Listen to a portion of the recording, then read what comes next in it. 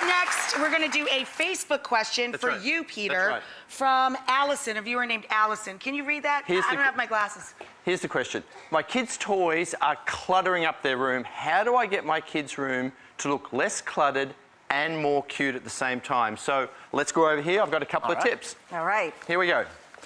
I always love hearing his little declutter tips. Well, yeah, he's great. The best. I mean, he's the master, man. Kids' toys are one of the most asked questions that I get, and here are some really simple, inexpensive things you can do. You have to have a home for your kids' toys so they know where to put things. So, little metal cars are a big thing with kids. Grab a magnetic strip like this. That's what I use for kitchen knives. Exactly the same. Yes. Attach it to a wall. Oh, that's a good idea. But here's the second thing. Okay, it's a metal car. Let's keep it believable. Attach little magnets to the bottom of the cars. These are easy to get, and then they very simply just attach to the metal strip like this. Really simple. I like that a lot. That's great. And those are the ones that hurt when you step on them. You're like, ah! Between Lego and these cars, you can kill your feet. Many accidents. That is so cool. They really hurt when you I've eat them, never too. thought As of a it. child, I ate so many. The second one is books.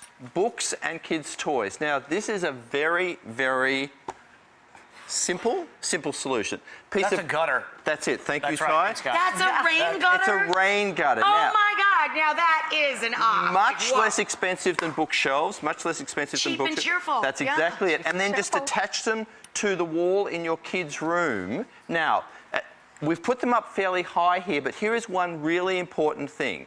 Look at the height of your kids, which is generally about this, and then attach these at this height where the kids can easily put stuff in. Oh, that's cool. Because otherwise, up here it's great for you, but you've got to get your kids trained to put things away. Rain gutters, easily attach, easily take down as the kids grow, and they look really pretty cool. Okay? They're adorable. I love that. That was great. Good luck with that training.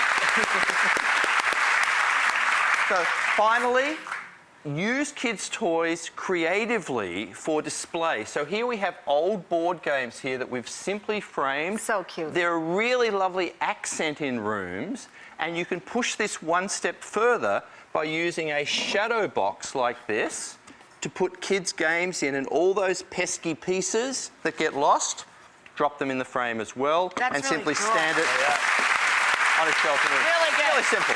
Really simple. Peter is going to answer a question from the lovely Mary Ann, standing to his side from our audience. Take it away, Mary Ann. Ask away. Well, I'm downsizing from 3,500 square feet in my home in the suburbs, and I'm coming back to New York City to a small apartment. That's my girl. And I am getting She's rid revving of it up. everything I own. Okay. And I have no idea how to do it, and I'm very tech challenged. Okay, then let's talk about yard sales or online sales, which you sell. Now, the thing about a yard sale is you should not expect to make a ton of money. It's really about getting as much stuff out as you can. So the stuff you sell in a yard sale is stuff that really may not be worth a lot. For example, VCR recorder. No one wants one, but you might clear it for $2. Something like electronic items, particularly these mass-produced items, generally don't sell very well online. Yard sale, things that people love to touch and try on, obviously clothing, and is especially good for a yard sale, and larger pieces that are expensive to ship are best for a yard sale. So that's where you start. Large, colourful signs, arranged Sports like equipment? things. No, online. Let's go for online stuff. Good segue. Wow. Online stuff, the best things to sell online are specialty items, particularly musical instruments, more specialist electronics or sporting equipment, or things like a unicycle, which are super specialist. You have access to a much greater group of people if you sell them online. Like a person who knows how to ride a unicycle is not always driving by your house in the That's summer. exactly it. Usually juggling. Right? Thank you. Exactly. Exactly. So- Unless the circus happens to be in town. Thank you. Welcome to my comedy crew. I'd like you all to give them a hand.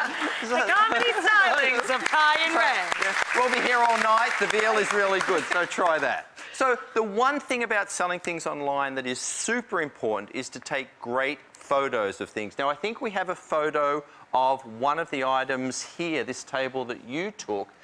The photo is kind of this table is partially obscured. It's not a great shot here, and the lighting is bad. If you're going to sell things online, make sure it's against a solid wall of colour and be super honest. Wow, you made that look great. Yeah, there it is. And if No there's- offense.